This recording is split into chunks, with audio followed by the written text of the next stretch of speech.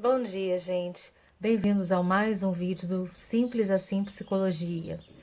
Hoje nós vamos estar falando um pouquinho sobre depressão e suicídio, mas focando um pouquinho mais na parte da depressão e das diferenças entre alguns transtornos de humor, tá bom?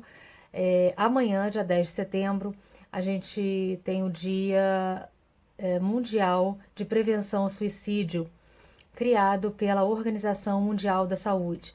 E aí a gente vai focar melhor sobre a questão do suicídio, ok? Então hoje nós vamos falar um pouquinho sobre depressão. Você tá vendo aí que eu tô fazendo um vídeo com o cabelo um pouco ainda molhado, né? Eu tomei banho, lavei o cabelo e fiz uma maquiagenzinha básica, tô com a unha pintada. Então, isso é um autocuidado de uma mulher de 46 anos, né, que não é uma mulher jovem. Eu já estou aí me encaminhando para meia, já estou na meia idade, né? Mas é um autocuidado de uma pessoa que aparentemente não está em depressão. E por que eu digo aparentemente? Porque existem vários tipos de depressão. Então, até mesmo uma pessoa que se cuida, como esse autocuidado que eu acabei de pontuar, pode estar com uma depressão também. É mesmo, Márcia? Caraca, eu nunca poderia imaginar isso.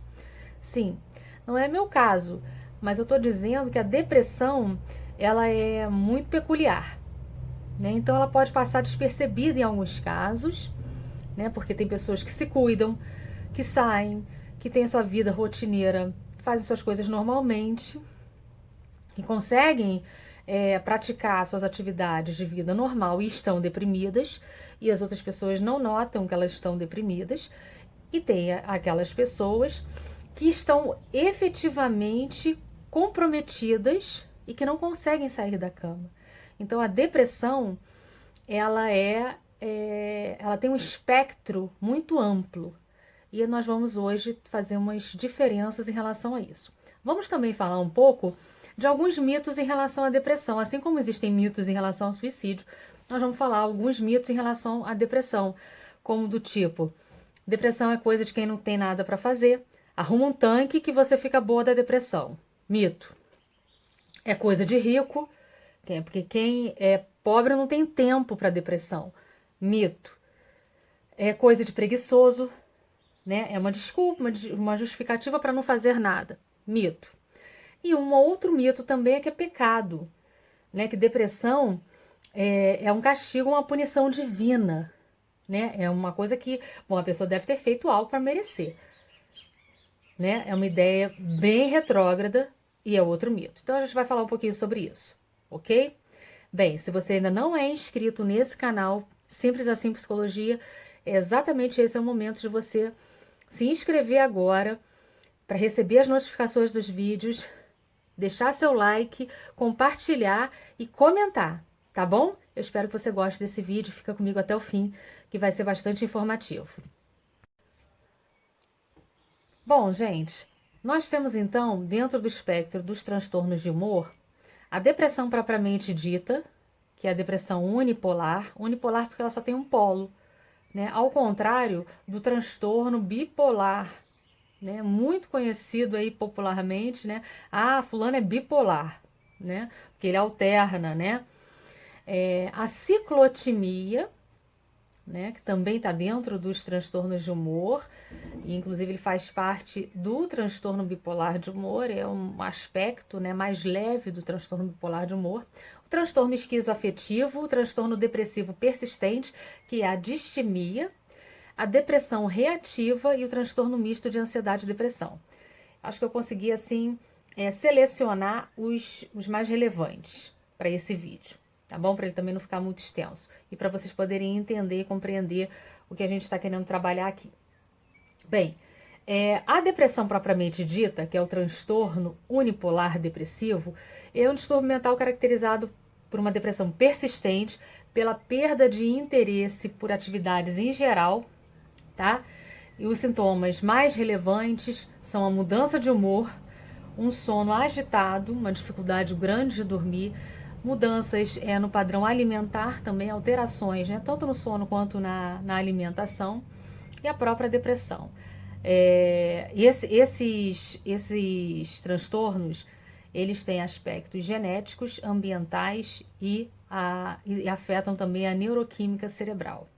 Tá? Então é importante a gente estar sempre fazendo essa diferenciação desses quadros, porque eles vão ser necessários para o diagnóstico correto, uma medicação adequada, uma terapêutica adequada, tá? Tanto em termos de psicoterapia quanto em termos de medicação, de uso de medicação. Porque quando ele afeta a questão cerebral, nós estamos precisando aí repor substâncias, né, que não estão sendo produzidas pelo cérebro como deveriam. E por isso a necessidade do exercício físico, que paradoxalmente acaba sendo problemático também, porque fica difícil, né? A pessoa ela não quer sair da cama muitas vezes, nesse transtorno.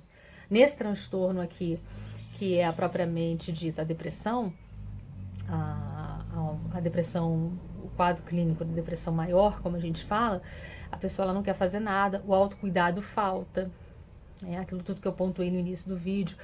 Então a pessoa ela se deixa abater mesmo, então ela não quer fazer essas coisas mínimas, e aí a gente tem que muitas vezes começar por uma medicação, a gente precisa ajustar isso para ela poder ter um start, tá bom?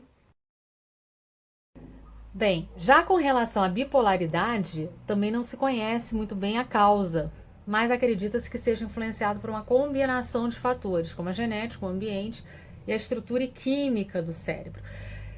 Os episódios maníacos incluem euforia, dificuldade para dormir, perda de contato com a realidade. E os depressivos, falta de energia e motivação, perda de interesse nas atividades cotidianas. E essas alterações, tanto de humor quanto de depressão, podem levar de dias a meses, tá? Sendo que na mania também vem associados pensamentos suicidas. O tratamento, ele costuma levar meses, anos ou prolongar pela vida inteira.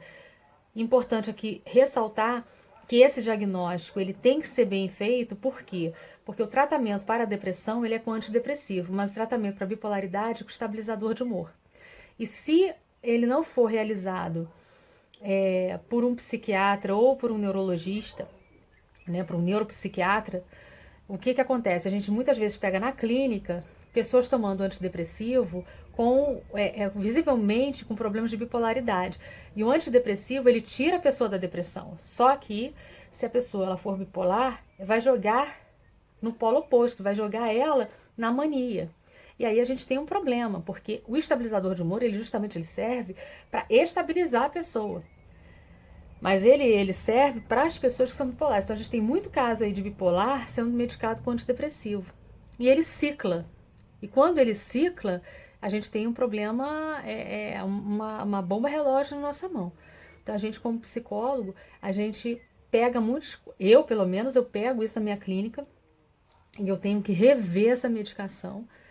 E isso é muito complexo. Então a gente precisa sempre estar acompanhando a medicação junto com o psiquiatra, fazendo esse atendimento para a gente poder estar ajudando efetivamente esse paciente e a família.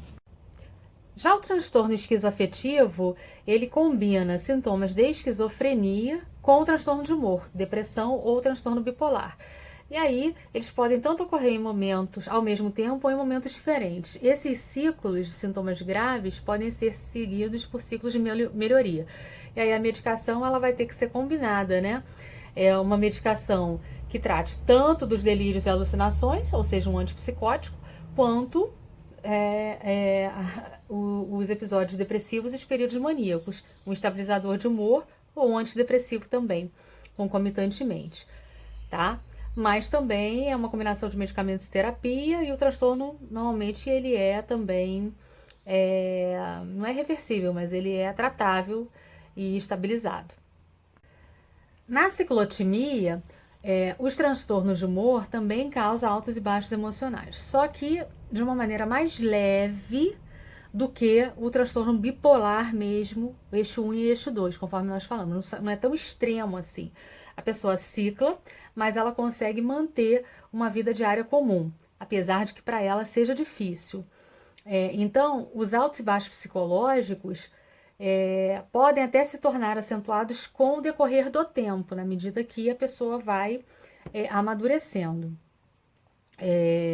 Mas aconselhamento terapia costuma ser eficaz. Eventualmente é necessário o uso de medicamento por um tempo limitado ou até mesmo por um tempo maior, dependendo aí da genética, dependendo dos fatores ambientais, da própria estrutura de personalidade da pessoa. A distimia, que é o transtorno depressivo persistente, é aquela depressão branda, porém de duração longa, né? É uma pessoa que ela tem um humor deprimido, é uma pessoa assim que é triste, é uma tristeza, né? Normalmente ocorre pelo menos 2 anos, né? E vem junto com outros sintomas de depressão.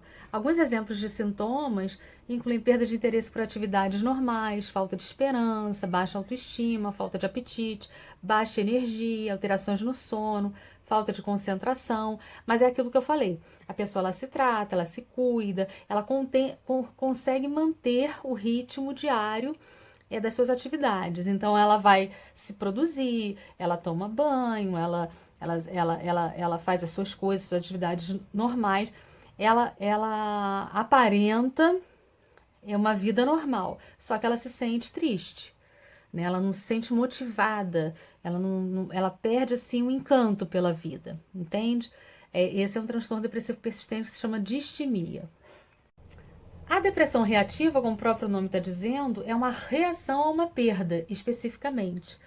Então, ela não dura muito tempo, é o tempo do luto. Ou também, a depressão reativa, ela pode estar relacionada a uma reação em relação a uma cirurgia.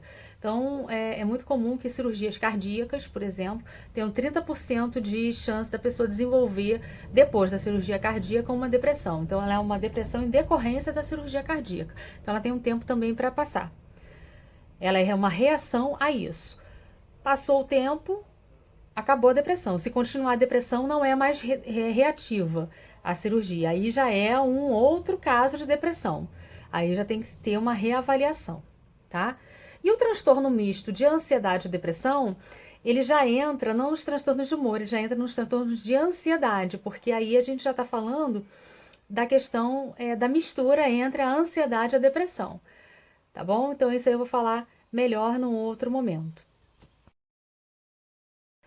Bem, gente, eu vou ficando por aqui. Eu espero que você tenha aprendido um pouco sobre os diferentes tipos de depressão e que você também aproveite e releia na sua Bíblia algumas histórias de 3 personagens que eu selecionei que superaram a depressão, né? E que não era uma questão de pecado, não era uma questão de castigo, nem de punição divina. Elias, Jeremias e Noemi. Tá? A depressão ela não é um pecado. A depressão não tem a ver com a punição divina. A depressão faz parte do ser humano, tá? Então, não deixe que o inimigo coloque e infiltre esses pensamentos na tua mente. E que outras pessoas sejam usadas por ele para te fazer acreditar nisso. A gente vai falar melhor sobre isso em outros vídeos também, sobre esse aspecto espiritual, que eu não vou tratar aqui agora, mas eu já vou deixar essas referências desses personagens bíblicos para que você possa começar a meditar sobre isso, tá bom? Bem, gente, se você gostou do vídeo, compartilhe, curte, se inscreve no canal, que a gente vai continuar a conversar sobre esses assuntos durante esse Setembro Amarelo. Um beijo grande, que Deus te abençoe.